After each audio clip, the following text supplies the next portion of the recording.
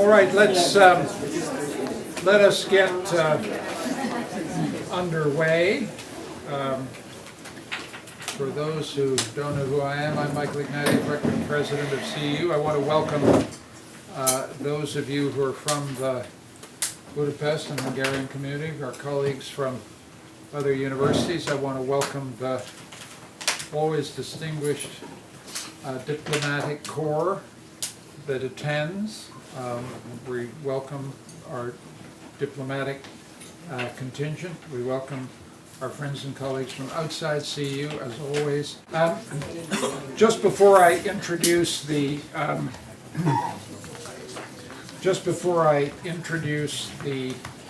speaker, I should remark on one thing. This is a lecture series, Rethinking Open Society, which began in January 2017. And over 28 separate sessions, we've heard from some of the most distinguished public intellectuals, academics, thinkers in a range of disciplines, doing one simple thing, which is to think about what does it mean to have an open society in the 21st century at a moment when that ideal has come under systemic attack, not only in this country ideologically and practically, but around the world. Why are we doing this? For those who don't know, because this is a university that for 25 years has had an open society mission. That is, the idea that we should, in our teaching and our learning and research, promote the ideals of an open society, which for us as a practical proposition means something rather simple and basic, which is promote freedom of thought. Promote the idea that an open society is critically dependent on knowledge. On knowledge. The idea, as I've said many times from this podium, that knowledge is very hard. It requires a discipline. We teach disciplines here, and we teach discipline in the other sense of the word. The discipline that you need to be a good Democrat. The discipline that means listening to arguments you don't want to hear. The discipline of pursuing truth until you get an answer that gives you a feeling you've got ground under your feet. The discipline of being a free citizen.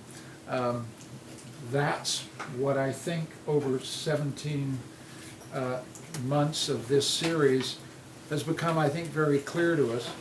I'm happy to tell you that the publication of all the lectures, thanks to the superb efforts of Stefan Rock and Kinga Powell and other people, we will be producing a volume of the lectures in this series.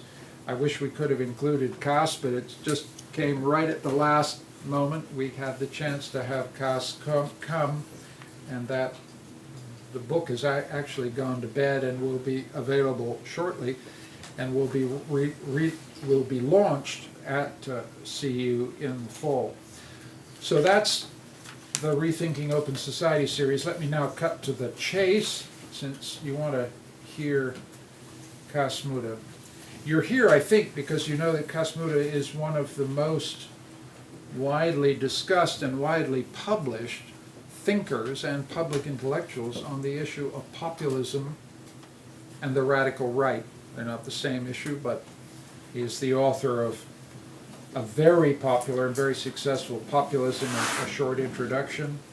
He's the editor of a collection on the populist radical right. He has put together a new book on the far right in America.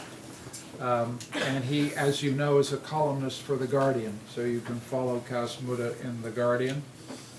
And his subject for tonight's President's lecture is From the Margins to the Mainstream, the Transformation of the Radical Right. Cas Mudde is the Associate Professor at the University of Georgia and a researcher at the Center for Research on Extremism at the University of Oslo.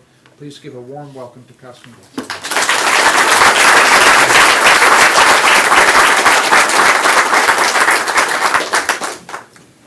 Well, thanks very much for this invitation.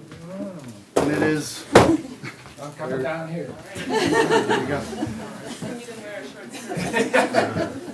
It's good to be back. I was here last year under gloomy circumstances. I'm afraid I'm again here under fairly gloomy circumstances. It's a bit of a mixed bag. 20 years ago, I started my academic career here. This was my first job. I wish I could have returned. Seeing the university not just prosper academically, but also have the support of the country that it operates in. But I don't have to explain how that in reality works out. What I'm going to do is not specifically speak about populism, but actually about the radical right, which is a term that is almost not used anymore now that we have a new one. But actually they're different things. And I think at the moment that we might want to talk a little bit more about the radical right than just about populism, because there are various aspects about the radical right that are actually a bit forgotten or underplayed in the debate about populism. It is about the transformation over the last couple of decades, and I think it is very important to have that here because Hungary plays an important role in what I believe could be the next episode. So let's take a step back. In most European countries, fascism became the ultimate political taboo after the Second World War. That applied both to the East and the West. In many countries, like if you really wanted to kill the debate, you would just call someone a fascist and that was it. It was shared to the extent that even people who were on the far right would do the utmost often to make it clear that they were in the tradition of the anti-fascist rather than the fascist.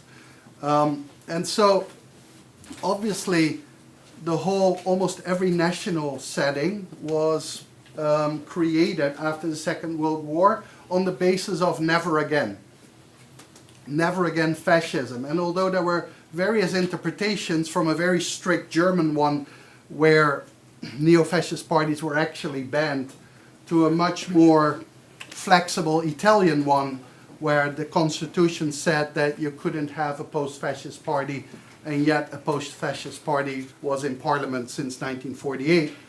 The discourse nevertheless meant that there was one evil we could all agree on, and that was fascism. And as a consequence, the first wave of post-fascism was really weak and reactionary, and it was not even neo-fascism. It was largely just fascism. These were people who tended to be not the leaders of the fascist period, because most of them were killed, but it was a bit lower level, who by and large didn't accept democracy or felt so marginalized that they didn't change that.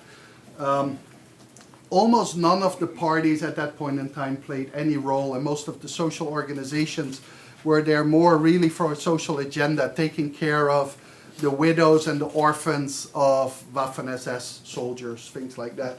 Said the only exception was the MSI, the Italian social movement, which was from the beginning a neo-fascist, or actually just a fascist party, which saw itself in the tradition of the last Salo Republic of fascist Italy. And they were in the parliament, but they were the only ones. Now the second wave was also weak. It was more diverse.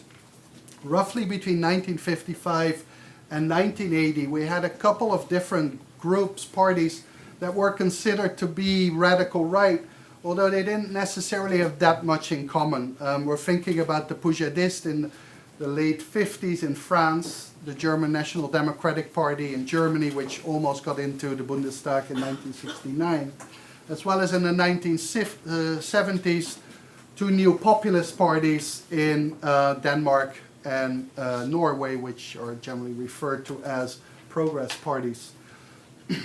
Up until 1980, and perhaps even 1990, there were very few radical right parties, and there were even fewer radical right parties that had any electoral, let alone political relevance.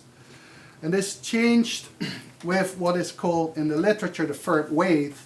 And the third wave of the radical right started roughly in the 1980s electorally, although some of the parties predated something that is forgotten, but the Front National in France is one of the oldest parties actually in the French political system. It was founded already in 1972.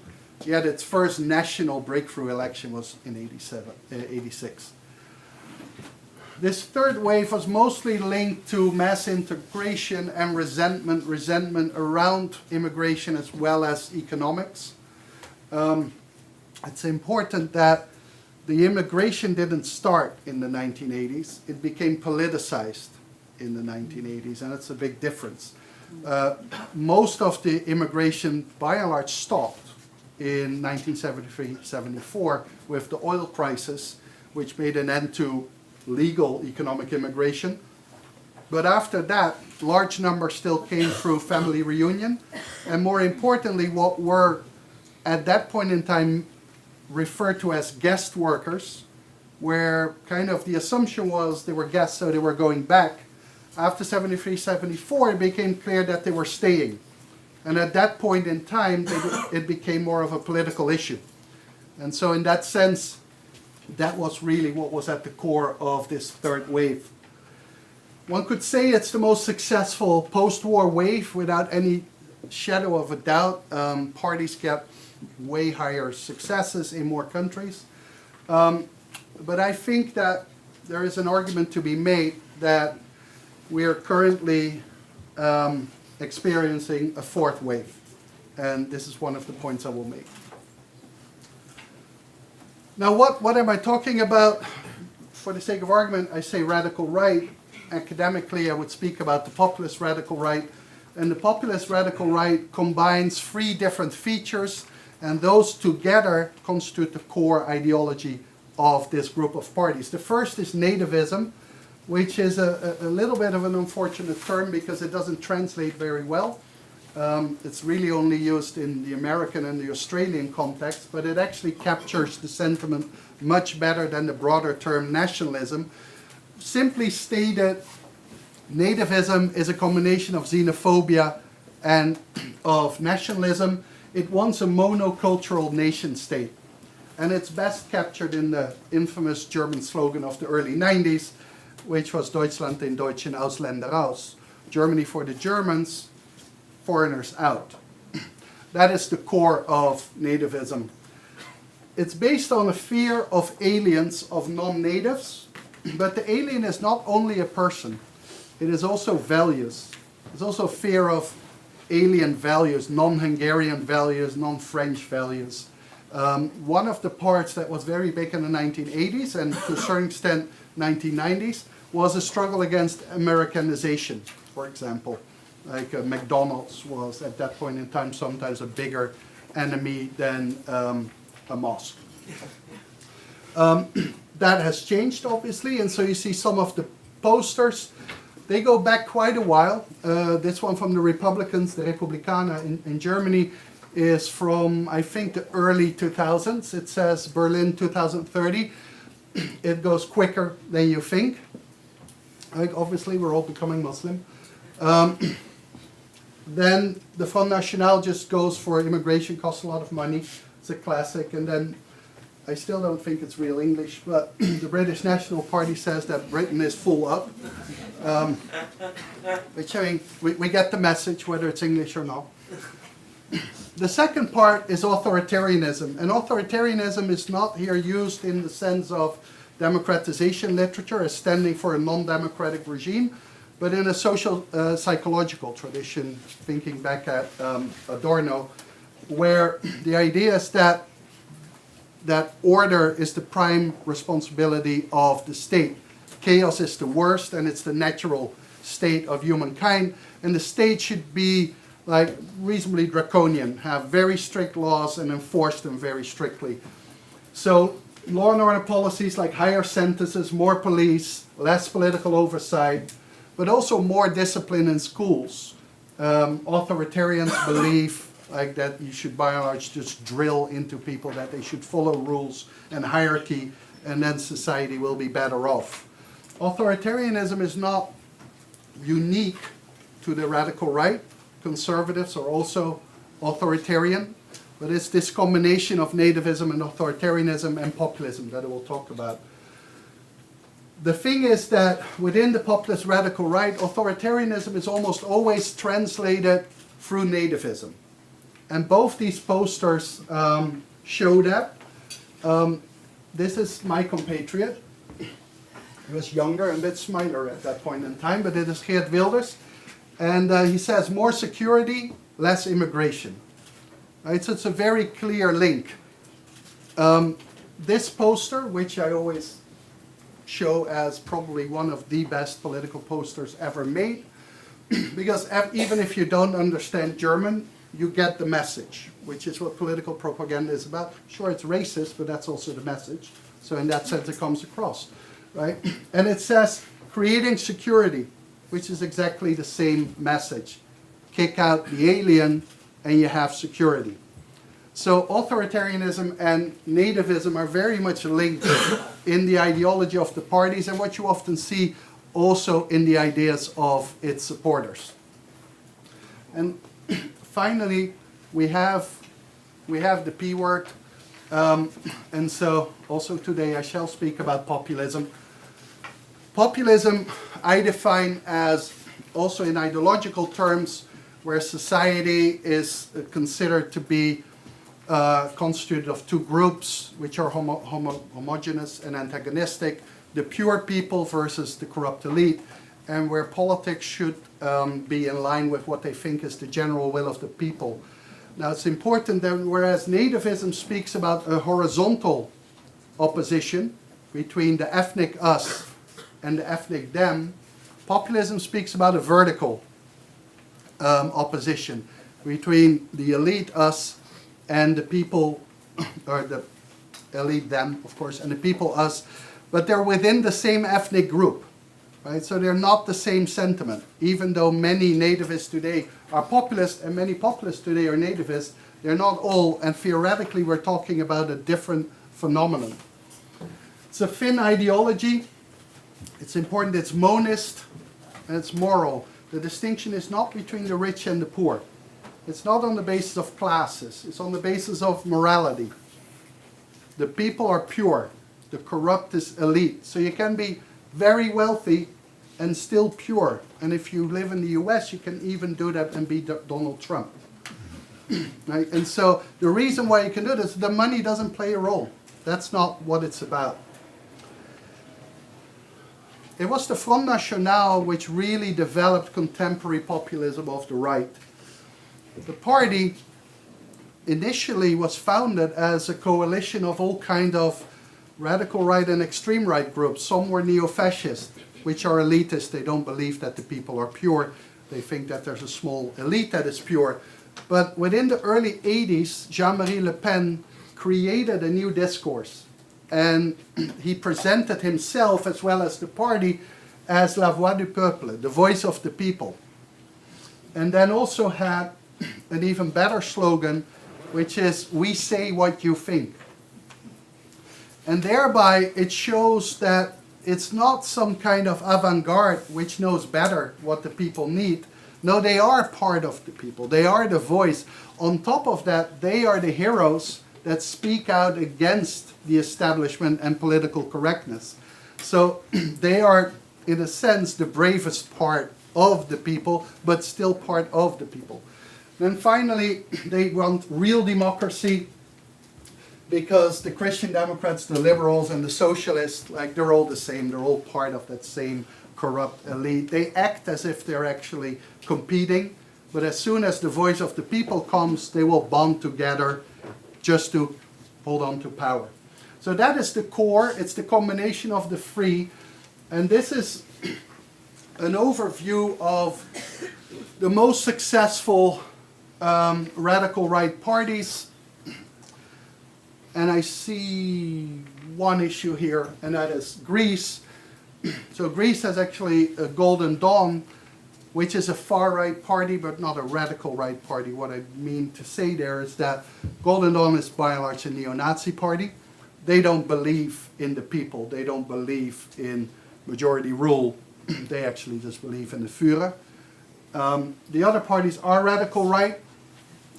What is important, of the country, the most important radical right party, some have another one, the highest score that they ever achieved, and the score that they achieved in the last national election of the relevant parliament.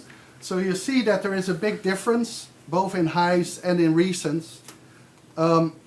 This one is a lot of different purple going on here.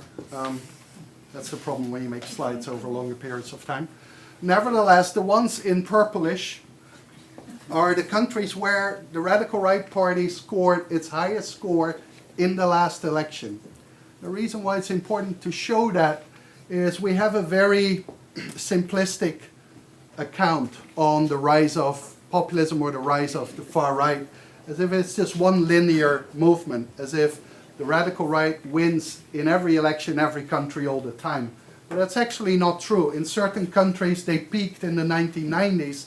They're marginal now. In others, they didn't even exist in the 1990s. And they only peaked in the last elections. And in others, they're still big, but they were even bigger before. Front National is a good example. But even the Austrian Freedom Party, which came in third, is in the government, but actually already came in third and was in the government in 1999-2000, with slightly higher score as well. And this is important also because a lot of the debate that we have is all about the radical right is so successful because of the Great Recession or because of the so-called refugee crisis, about which I will speak later. Those things are important, but at best they're catalysts. They're not the main causes. Most radical right parties had initial successes, had breakthroughs, well before these crises. Now, what also changed was government participation. In the 1990s, government participation was very rare. Almost no radical right party got into government, and it was mostly an East European affair, which had in part to do with the fact that parties at that point in time weren't particularly well crystallized, as well as in various countries, these were new states, that where nationalism was so fundamental that the boundaries between liberal nationalism and illiberal nationalism weren't always very clear. What you see is there was only one country, that was the country with allegedly the first populist government that we have now, which obviously is nonsense because in 1994, Forza Italia, which is a populist party, already went into government with a radical right party, which is Lega Nord. Today, let's see, what do I actually, there. So today we have, I think it's complete, but in any case, we have more countries which have a far right, a radical right party in government. The other thing is it has moved more towards both parts. We have the FPÖ, which just went into the government with the ÖVP, with the mainstream right. We have in Bulgaria the United Patriots, which includes Ataka, which is in government with GERB, which allegedly is a mainstream right-wing party. We have Denmark, where for a very long time we've had right-wing minority governments, which are held up by support of radical right party, which is the Danish People's Party. Of course, we have our new friends in Italy, where the League, which has dropped the North, is now in government together with the Five Star Movement. Slovakia, which probably has the most enduring and most relevant radical right party in the region, where SNS, Slovak National Party, is still in government yet again, mostly around Smer. And then the weird case of Switzerland, which I won't dwell on. So how does that work from the margins to the mainstream? Not so much really in electoral terms. When you look at it in average terms, electoral support for the radical right was insanely low in the 1980s.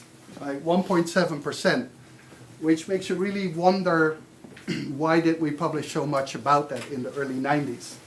But even in the 1990s, it was still only 4.8%. At that point in time, already more articles were written about the radical right than on all other parties together. And even in the first decade of the 2000s, the radical right gets about 6%.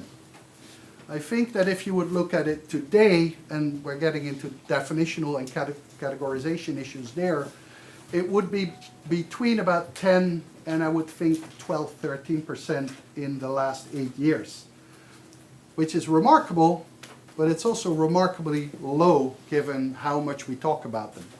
That's not to say that they're not relevant, because they participate more often in national governments, but they also have indirectly a lot of effect on national governments. Either because they're used as leverage in negotiations by mainstream right parties that say to mainstream left-wing parties, if you don't do what I want, I'm going to work with the radical right. Or they are kept outside of the coalition process, and if you leave a party of about 15% outside of the coalition process, you often have to compensate that with including one or two more parties, which means that the coalition process in almost all countries has a radical right element to it, whether they're actually in the end in government or not.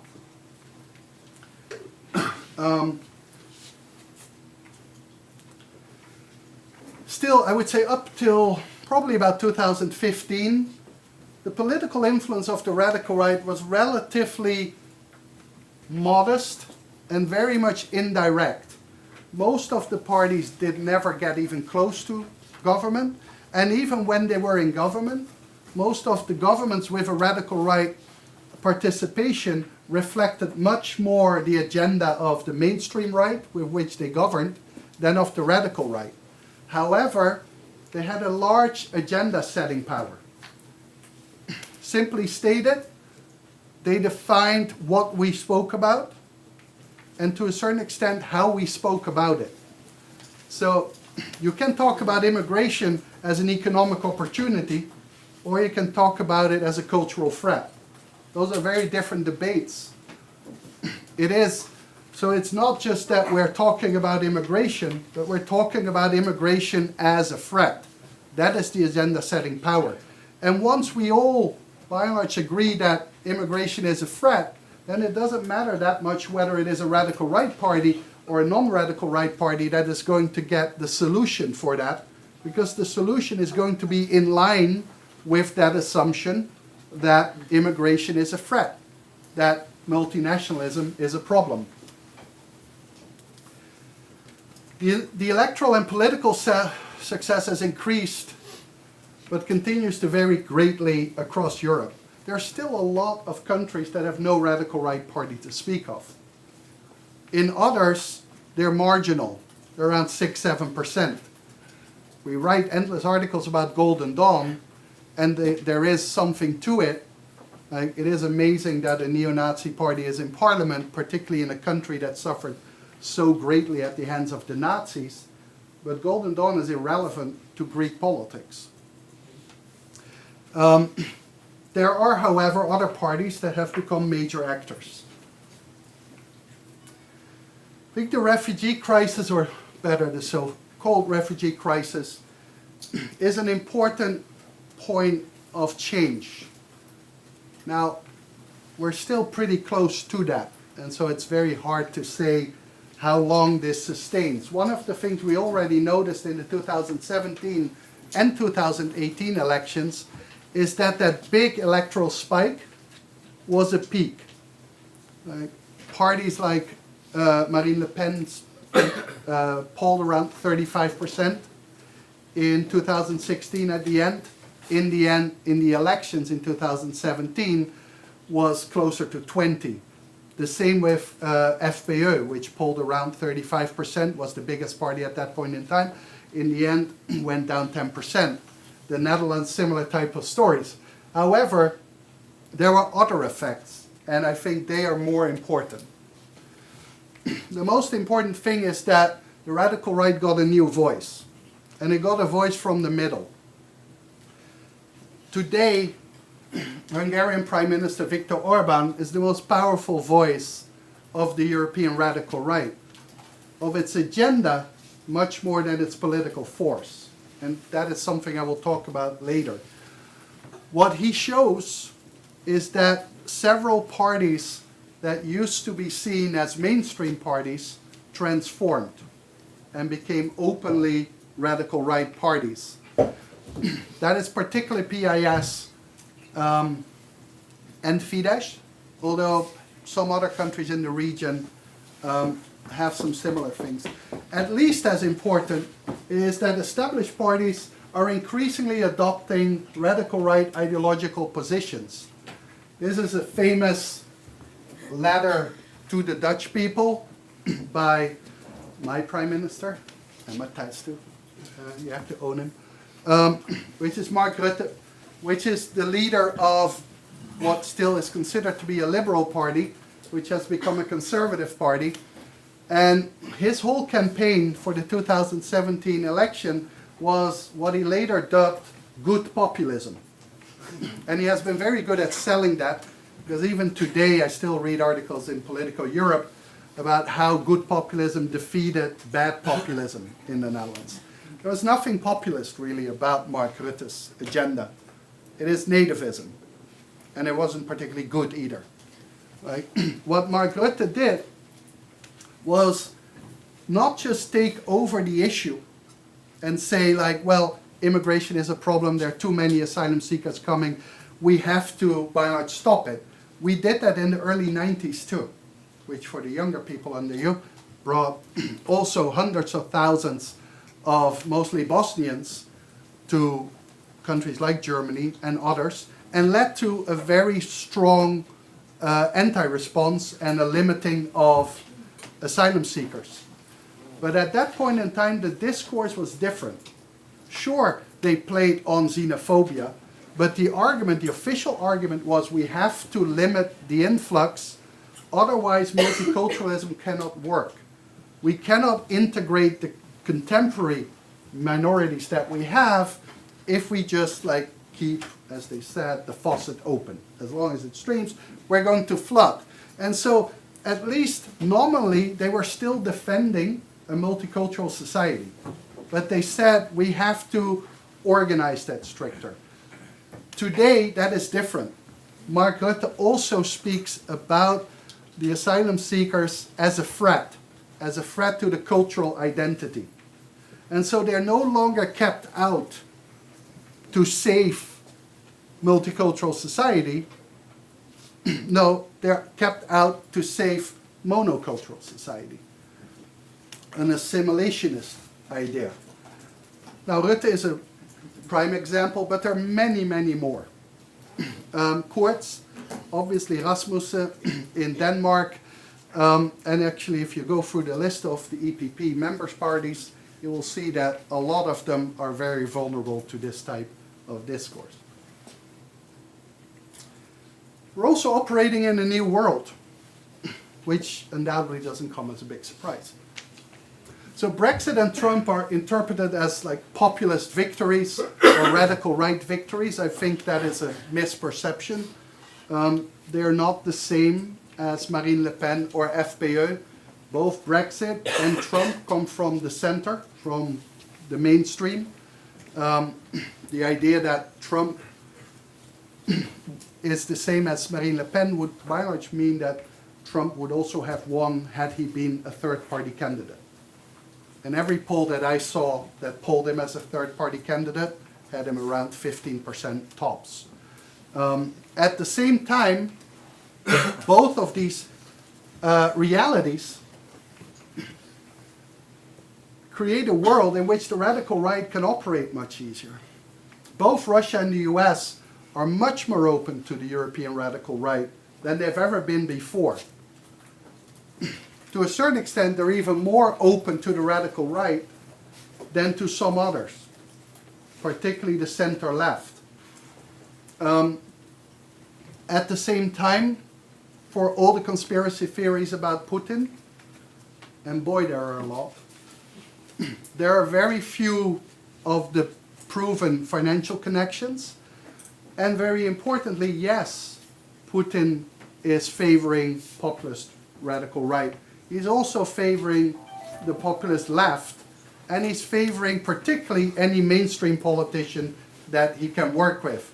Gerhard Schröder is worth way more money than the AfD for him.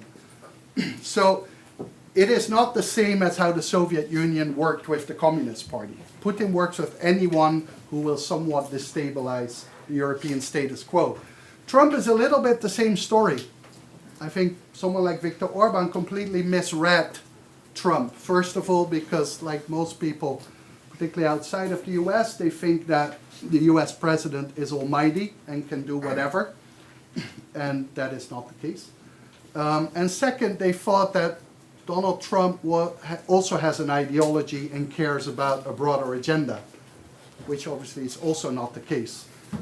And so when he, for example, went after CEU, he expected to get support and protection, which he didn't get.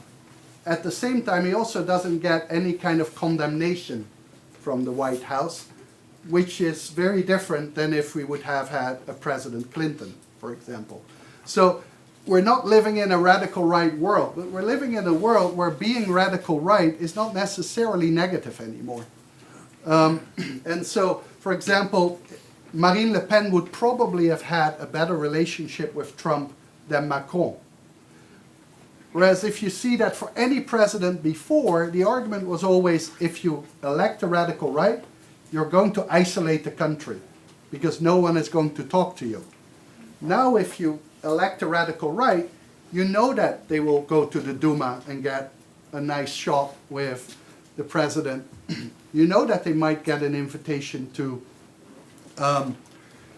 Trump. But even there it's important. We have a phenomenal new US ambassador to Germany who's making himself very popular. And he just recently said that he was going to invite the destabilizers, the conservatives, which is a very broad term these days in the US, which extends well into the radical right. But the big rock star that he was talking about from Austria was not Strache, the leader of the FPÖ. It was actually Kurz, the leader of the mainstream right-wing party. And so in many cases, even Trump is looking for the mainstream right wing that has gone very much to the right rather than the radical right himself. I think what we're going to see is more radical right parties will enter the national government. Now, this is in part a slide that predates both the Austrian and the Italian governments, which were the ones that I did see. I think the next Danish government is going to include the Danish People's Party. Interestingly, probably with the Social Democrats rather than with the Liberals. This, of course, creates a bigger voice. Radical right has a much bigger voice within the EU than ever before. Not just in the Parliament, which really isn't that important, but in the Council. And importantly, they have virtually no voice in the Commission. Possible exception of the Hungarian commissioner, but he hasn't really done that much in the Commission in that respect. But in the Council, you now have Orban, you have the Polish government, you have to a certain extent both the Austrian and the Italian government, where at least the radical right speaks part of the talk. What is important, though, is they remain internally very divided. Yes, the radical right has a lot of seats in parliament, but they don't work together. They're actually spread over almost every group on the right. Viktor Orban is in the European People's Party. The Danish People's Party is in the European Conservatives and Reformists. UKIP and Sweden Democrats are in the EFDD. Lega and Front National is in Europe of Nations and Freedoms, right? And Golden Dawn and other groups are independent. What that shows is that even though they get more and more power, they don't get more and more power as a bloc. In the end, national concerns are always the most important. Like, for all his talk of defending Christian Europe, Orban first and foremost, for the sake of argument, defends Christian Hungary. Right? And if he will have to stand up to the EPP to defend the Front National, for example, he will not. It's not worth it. It's not his struggle. And that means that the radical right, in a certain extent, has less power than it could have. So in conclusion, the radical right has transformed from a marginal force on the outskirts of politics to a more mainstream force in parts of Europe. And again, let me stress that there are quite a lot of countries in Europe which have no radical right party to speak of. Like, we're talking about Ireland, Iceland, Portugal, Spain, and various others. We have a lot of countries where the radical right exists, but is fairly marginal, like Romania or Belgium. But then we also have various countries where they are one of the main actors, be it the biggest party or the third party. In the past years, they increasingly define the terms of the political and the public debate. I think you see that most notably with regard to immigration, but also integration. Remember that before the so-called refugee crisis, we actually didn't have much of an immigration debate because almost no one was coming in. The debate that we had was an integration debate. What are we doing with the others that are in our country already, Muslims most notably? Both debates are very much set by the radical right, the way we talk about it, and the fact that we always talk about it. Like in the Netherlands, we haven't had an election since the rise of Pim Fortuyn in 2002 that wasn't dominated by social-cultural issues. They face a much more accommodating national and global context than ever. While the radical right has gone up a little bit, there used to be a situation where you were either radical right or anti-radical right. And I think the 2002 French elections are a very good example. Jean-Marie Le Pen got about 17% in the first round and about 18% in the second. Like, that was that totally polarized society. You either for them or against them.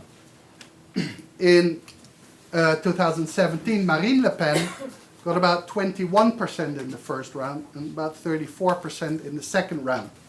That means that there's now some roughly 15% of the population that's not radical right, but that also doesn't consider the radical right a problem.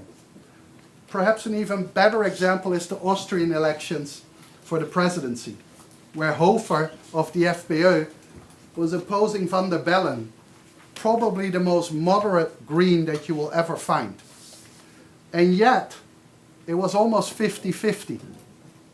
Whereas in the first round, Hofer got just over 30%. But there was again a good group of about 15% that thought, well, if my choice is between radical right and green, the radical right is my better choice. And that is about the mainstreaming of the radical right.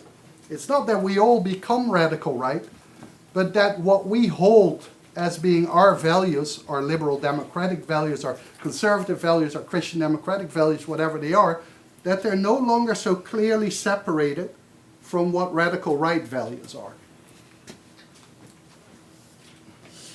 And finally, I think we have entered a fourth wave in which boundaries between mainstream and radical right parties have become blurred. You see that most notably with a party like Fidesz, which I think has gone over and is now a radical right party. PIS, which is a little bit more tricky, but could still be the case. There are some parties in the Balkans that go that way. But there are also parties like the Tories, parties like the Republican Party, or parties like Likud, which have very strong radical right parts in it. They have some conservative parts in it, and they have leaders that speak more often with a radical right voice than with a conservative voice. If you read their party program, you see a conservative party. If you hear the speech, you hear a radical right party. And if you look at the policy, you see an odd mix of the two. I think that's where we are today. Thank you very much.